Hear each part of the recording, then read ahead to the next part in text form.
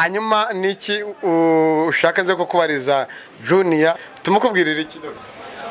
Mbo nukumungayira gusa ikindi ngiye gukora no kumuteza Imana. Ngiye kumuteza Imana kuko mfite amavuta nasizwe na Nyagasani kandi yaranogereje urongera ngo urabibona n'amaso araguha ntabwo yigeze afungura rwose. Rero ngiye kumuteza Imana kandi azishyura musaza kayaguhaje bifunize tuzirangira rwose ngende umuntu open icyo kibazo cyahita kiranduka n'imizi yacyo.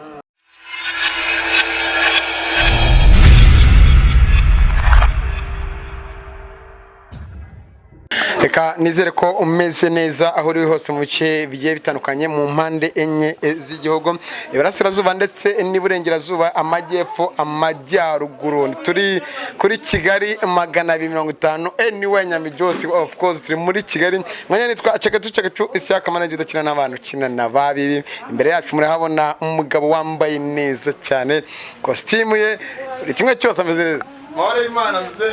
Yego amahoro y'Imana. Kwanga muze kambwe ati nge ndisha. Oya no nago na kubera so ahubwo nabagara mfrere wawe. Yes. Umeze neza. Meze neza ndashima Imana. Costume nziza. Yeba ruhara ruraka nkuru rwanjye ikiroso. Kubera Imana byose niyo tubikesha ariko vraiment nkuko bivuze meze neza. Okay, no mu mutima ni neza. No mu mutima ndakeye.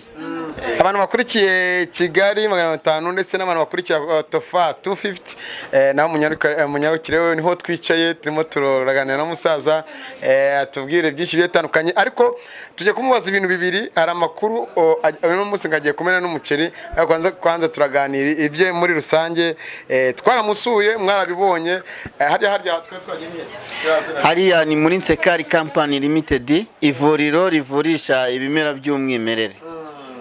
Amazina yawe none utwaye? Amazina yanjye nitwa Nsekanabo Alphonse. Nsekari Limited Company. Yes, Nsekanabo Alphonse niyo yavunjwemo Nsekari Company Limited. Nyuma yo gushakisha izina rya company tugasanga amazina kubona izina bigoranye twahisemo gukoresha amazina yanjye bwite Nsekanabo Alphonse niyo mu magambo ahinnye avamo Nsekari Company. Mze tuje kuganira twaje wawe cyagiye turakubura turagira ngo ubundi utubwire kugira ngo ujye guhitamo gucuruza imiti y'ibimera nako kuba umuganga docteur uvurisha imiti y'ibimera byaje bite wabyigiye bimeze bite? Murakoze cyane ni ikibazo cyiza ngira ngo ni impano y'agahebuzo kuri icyo kibazo warumbajije ntabwo ari byo nize mu ishuri nta nubwo ari umurage wabasogokuruza kwa kundi babivuga ahubwo ni impano nahawe na Nyagasani kuva ku myaka 18 nibwo ndabyibuka nibwo navuye umuntu wa mbere uburwayi yari afite mu bushakashatsi nikoreye ku giti cyanjye muvugutira umuti indwara yararwaye ibirakize kuva aho ngaho rero Imana yakomeje kwagura ubumenyi bwanjye ni hahandi bavuga ngo icyo uzaba cyo ugendana nacyo. Yes. Ombase ati icyo uzaba cyo ugena nacyo aramvugiye cyane icyo kintu niyo mpamvu nanjye cyo nabaye nagendanye nacyo nubwo hari benshi baca imanza bakavuga byinshi ariko muri commentaire nyamuna birakenewe hanyuma muri iyo myaka uragenda uzamuka kuri ubu ngubu bigeze hehe nicyo cyakuguye muri ibyo byose ngo ugeraho ugeze ngira ngo nyuma yo kwakira ubutumwa bwiza nkaba umudivaniste umunsi wa 7 niho impano yanjye noneho yabyibushye noneho Imana irayuhira irayivomerera ndaguka ngenda mvumbura n'iyindi miti itandukanye, ndetse kugeza ubu ngubu Sekari Company Limited, ivuriro rivurisha ibimera by'umwimerere, imaze kuba ubukombe haba hano mu Rwanda, hano iwacu ndetse no hanze y'u Rwanda. Ku kibazo warumbajije, nakubwira ati ubu ngubu bigeze hehe, bimeze bite muri rusange, nabyo nyine uhise ubivuga. Ikindi ni watangiye bwo mu wuhe mwaka, nadubwire nyine icyo gitandukanye muri mu mwaka watangiye kuvuga ngo karafashwe cyo karatikutse, wambwa n'imvugo ziki? ni ukuvuga urebye mu kwinjiramo neza mu buryo bwagutse, ninjiyemo mu mwaka w'2014 nibwo nafunguye ivuriro, kuko mbere yaho twarahuraga tukaganira, ukanakira, nkumva ikibazo ufite, namara kumva nshingiye ku makuru yawe unyihereye nkagufasha, nkakuvugutira umuti ariko bitari ibya kinyamwuga. Ubu rero noneho nyuma yo kwinjira mu itorero ry'Abadivaniste, mu byigisho duhabwa harimo n'ibyo kwitungira amagara mazima. Aho ngaho narahagukiye cyane, bituma noneho mpatirwa, numvise bimbyiganiramo gufungura ivuriro no gufasha abantu noneho biri official.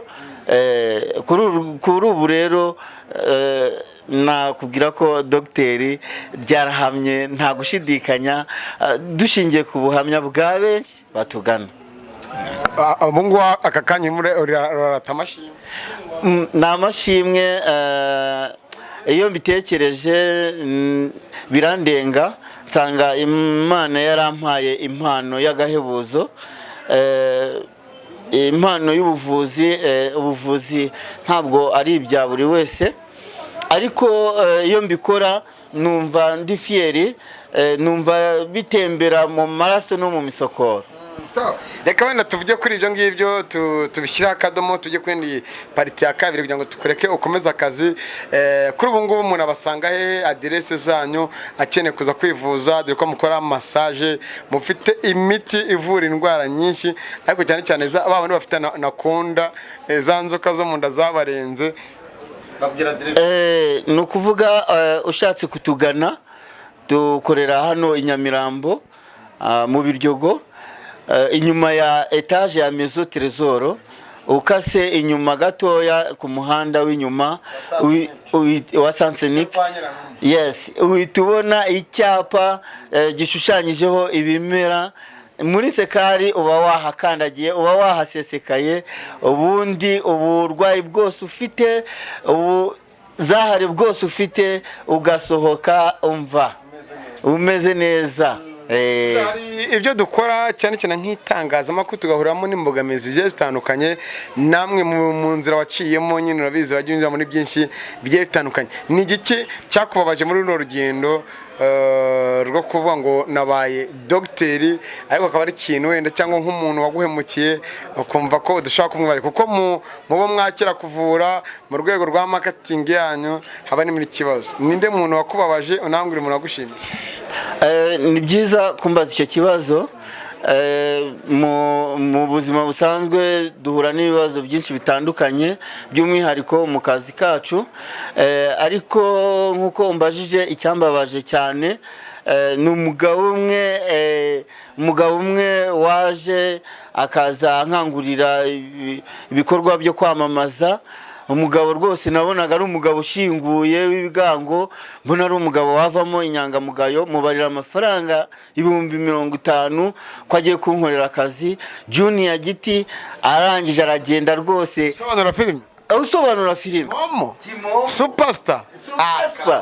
Umva rwose Kimomo, wenda nakwerekana amachat twagiye ducatinga, ariko yaramemukiye ko yabashyirira kuri screen zacu, ariko wenda cameraman aradufasha bitwereka muri telefone bigire gutya, abizoominga kugira ngo tumenye kuri wamuhaye 50,000 kugira ngo kwamamarize kubosobanure muri filimi. Tubwire. Yes, ni ukuvuga mu buryo bwo kugira ngo abantu hirya no hino bamenye ibyo dukora. Nari namwifashishije, mu by'ukuri mbona ari umugabo ugiye kumfasha, ariko yaramemukiye na nyuma yaho twaje kubonana kuko hano ni ku nzira nyabagendwa, akunda no gukata hano cyane, ariko nyuma yo kubonana nabwo anyizeza ko agiye kubikoraho, na n'ubu amaso yaheze mu kirere. Mu by'ukuri 50 yarayamize icyo gihe yari afite n'udushida dutandukanye, n'iki wenda ntanavugira ngombwa ariko nka Kigali 250 tuba dukeneye kumenya buri kimwe cyose. Bigaragara twereke neza, kameramana abikurure ibigaragara mu byose wamwandikiye, igigaragaza mujye neza, garagazamo gutya ibigaragara, uramwandikira ntagusubize? Ndamwandikira ariko nta kintu asubiza, nta kintu asubiza rwose, uretse kunyohereza utuntu mbona tutasobanutse, nta kintu gisobanutse.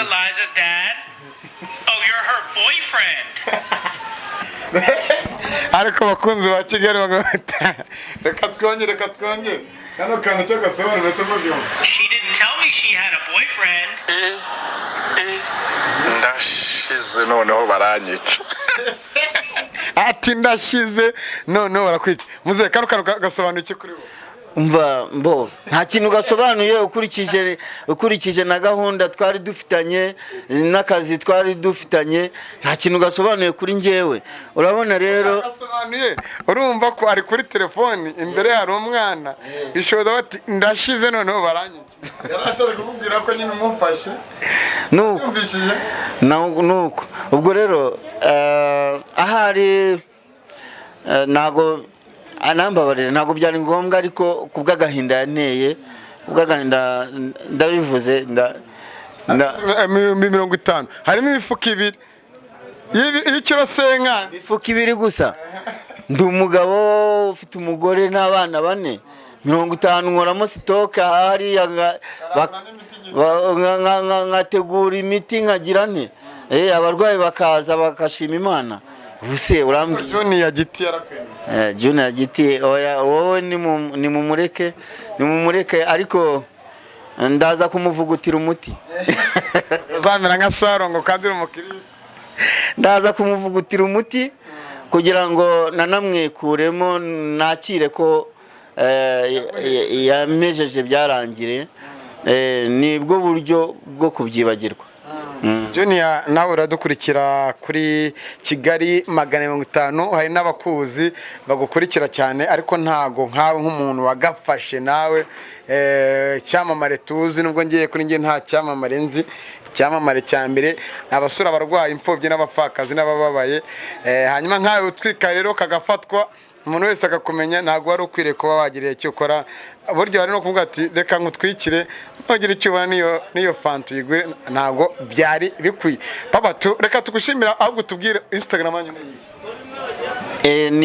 ni Nsekari, haba kuri YouTube channel, dufite channel, ujya kuri YouTube ukandikaho Nsekari, kuri Facebook, aho hose aho mwadusanga, kandi na telefone zacu, telefone yanjye ni 078 50 79 023. Dufite, ndasubiramo, 078 50 79 023. Dufite na Tigo 072 82 79 023. Subiramo ya Tigo 078 072 82 79 023. Hari n'abanyamakuru badukurikiye bajya gutangira bavuze ati katuze tukugane aho uri, katuze noneho tubwire ibyo Junior Giti yagukoreye. Aha ngaho wenda ndagira ngo wenda tubijyana mu kiganiro, wenda birangire, cyangwa nushaka kumuvuguta umuti nk'uko murabivuga uzavugute. Twebwe twari twaje kuganira nawe, ubutatwaraje bwashize ntitwakubona. Basobanukiye byinshi bigiye bitandukanye, baguhamagare kuri izo nomero, bagusure ku mbuga nkoranyambaga zakoresha, hanyuma komeza uvure, nanyo uzamva n'abanya wa mutipe wawe. Rani hataye icyo nakubwira cyo icyo nakubwira cyo uriya musore wanjye ikindi gihe ni ukujya muza mutadutunguye mukaza mwakomanze kuko buriya nkurikije uko muzi mu kanya rwose n'ingumi wari kuzirya. Rero ndabashimiye cyane. Kigali 250 ndabashimiye ko kudusura kwanyu ni ingenzi kandi biratwubatse. Ikindi iyo message muyigeze kure muyitambutse kuko ubuvuzi dufite ntabwo ari bya bindi abantu bamenyerewe gupfunyikirwa. Abantu benshi barabeshywe cyane muri uyu mwuga wacu w'ubuvuzi, ariko ndagira ngo mbamare impungenge. Hano muri Nsekari Company Limited ni ivuriro ritanga ubuvuzi buhamye kandi mu gihe gitoya ukitangira ubuhamya, kuko dushingiye ku buhamya bwa benshi batugana ibintu bimaze gufata indi ntera. Byiza cyane muzereka dusoze Dr. Hanyuma niki ushaka nze kukubariza Junior, nawe urabyumva kuri kamera turimo turabivuga, nitukwandikira nunandusubize ubwo nyine uko uzameze uzagenda bitubwira, nunabimenya ukanabyumva uzajyana natwe ikiganiro kugira ngo abakunzi ba Kigali 500 bamenye ese ibyo Dr. avuga ni ukuri cyangwa si ukuri. Tumukubwirira iki Dr.? Ni ukumungayira gusa. Ikindi ngiye gukora ni ukumuteza Imana. Ngiye kumuteza Imana kuko mfite amavuta nasizwe na Nyagasani kandi yaranogereje. Urongera ngo urabibona n'amaso araguha, ntabwo yigeze afungura rwose. Rero ngiye kumuteza Imana kandi azishyura. Saza kaguhaje bifunize tuzirangira. Rwose ngende umuntu open, icyo kibazo cyahita kiranduka n'imizi yacyo. Reka tugushimira abakoze mu kiganiro duhaye. Murakoze cyane, ndabashimiye. Bakoze namwe twari muri Tofa 250 ahangaha nyine n'ahantu dusigaye nka Kigali 550 twakiriye abatumirwa bacu bagiye batandukanye, ariko muzajya mutona muri bice bigiye bitandukanye. Dushimire wowe wakaze subscribe, like, share ndetse na comment. Dushimire nawe washyizeho comment, ariko Junior Giti tanga senkani. Ciao ciao.